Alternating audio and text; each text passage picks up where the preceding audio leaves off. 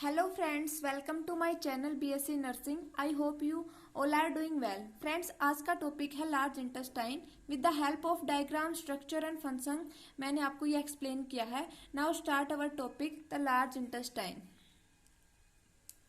Large intestine is also known as colon. Last part of the gastrointestinal and alimentary tract. जो large intestine है वो हमारा last part है gastrointestinal tract का और एलिमेंट्री ट्रैक्ट का. It is about 1.5 metre long tube. जो इसकी लेंथ होती है वो 1.5 मीटर होती है. It start from caecum and ends at rectum and anal canal. जो लार्ज इंटेस्टाइन होता है हमारा वो कहाँ से स्टार्ट होता है? सिकम.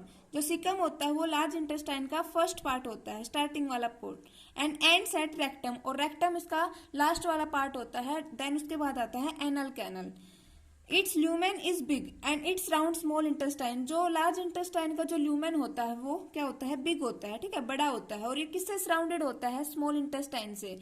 स्मॉल इंटेस्टाइन की जो लेंथ होती है वैसे बिग होती है, बट उसको हम स्मॉल इसलिए मानते हैं क्योंकि इसका जो ल्यूमेन होता है वो स्मॉल होता है. डायमीटर क्या होता है इसका? स्मॉल होता है. इसलिए हम जो स्मॉल इंटेस्टाइन है उसको क्या बोलते हैं? स्मॉल. सो यहाँ तक था हमारा लार्ज इंटेस्टाइन का इंट्रोडक्शन. देन उसके बाद है parts of large intestines. It has 7 parts. इसके 7 पार्ट्स हैं. First is caecum, ascending colon, transverse colon, descending colon, sigmoid colon जो कि एस शेप्ड का होता है, rectum, and last is anal canal, anus. Okay.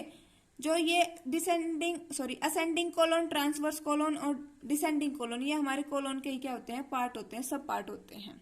Now अब एक एक को हम वन बाय वन इसको एक्सप्लेन करते हैं. First part is caecum. It is 6 centimetre long dilated region and it is the first part of colon. जो caecum है हमारा वो कितना सेंटीमीटर लॉन्ग है? 6 सेंटीमीटर लॉन्ग है और ये डायलेटेड रीजन है और फर्स्ट पार्ट है हमारा किसका? कोलोन का. ओके. कोलोन मतलब कि large intestine.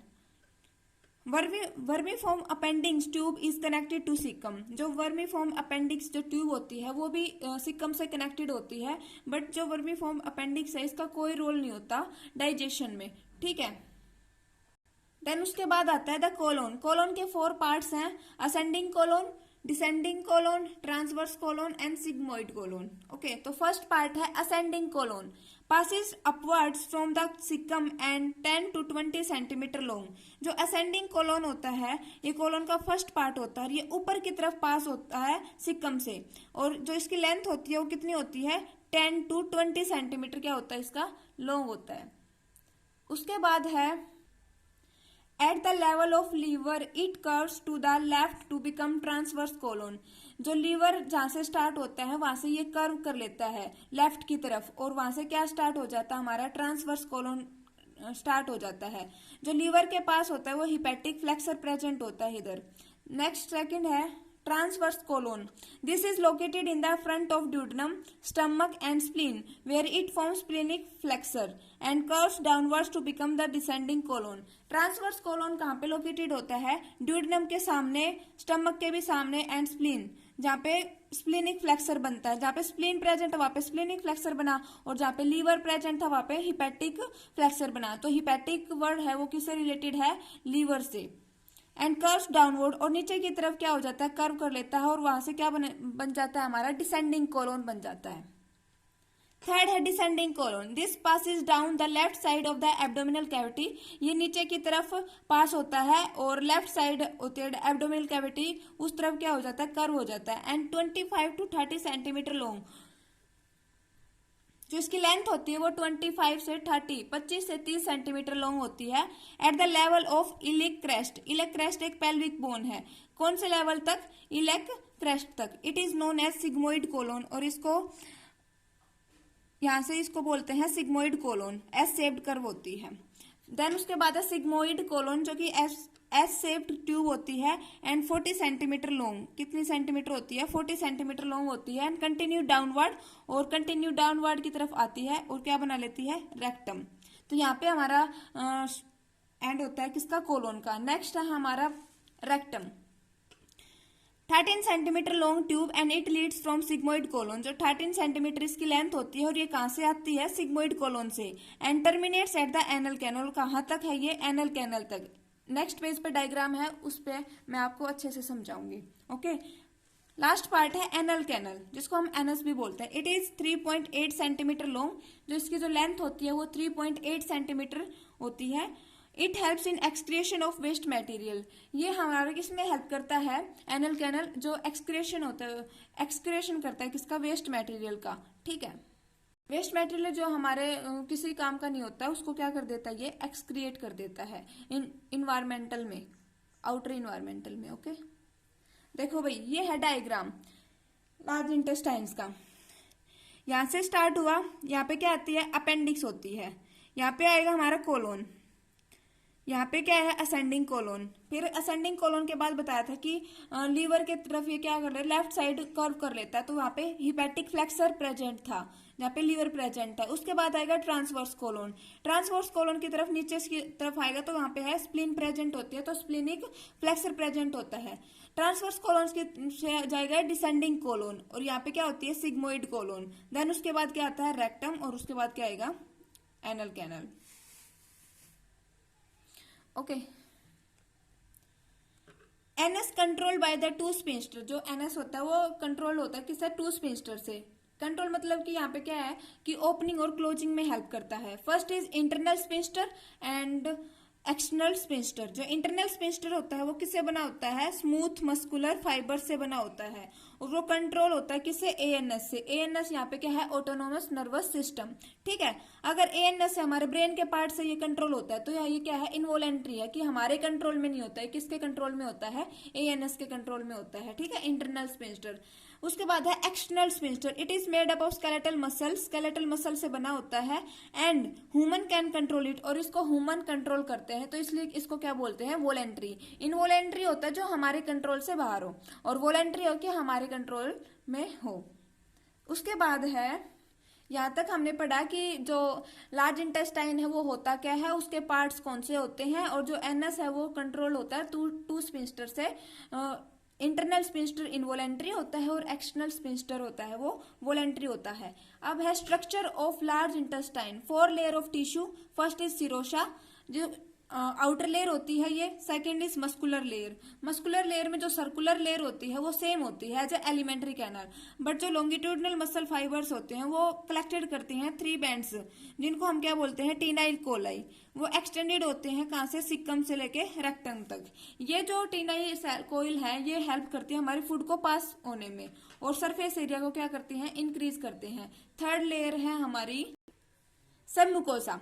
More lymphoid tissue than any other part which help in defence. यहाँ पे सबम्यूकोसा में सबसे ज्यादा लिम्फोइड टिश्यू प्रेजेंट होते हैं, जो कि हमारे डिफेंस में काम करते हैं। मतलब कि कोई भी फॉरेन पार्टिकल्स है, माइक्रो ऑर्गेनिजम्स है, अगर हमारी बॉडी में लार्ज इंटेस्टाइन्स में अगर वो एंटर करता है तो वो वहां पे क्या करता है, डिफेंस के काम करती है सबम्यूकोसा लेयर। देन उसके बाद है last mucosa layer. Large number of mucus secreting goblet cells are present. इसमें है ना गोबलेट सेल्स बहुत ज्यादा प्रेजेंट होती हैं। गोबलेट सेल्स क्या सिक्रेट करती हैं, म्यूकस सिक्रेट करती है, जो कि वो जो फूड है हमारा उसको क्या करके रखता है, मॉइस्ट करके रखता है। फूड तो क्या है, मतलब कि जो वेस्ट मटेरियल है उसको मॉइस्ट करके रखता है, और वहां से क्या हो जाता है, इजीली स्टूल क्या हो जाता है, पास हो जाता है। नेक्स्ट है हमारा function. First is absorption. Reabsorption of water, minerals, salts, vitamins and some drugs continues until semi-solid consistency of feces is achieved.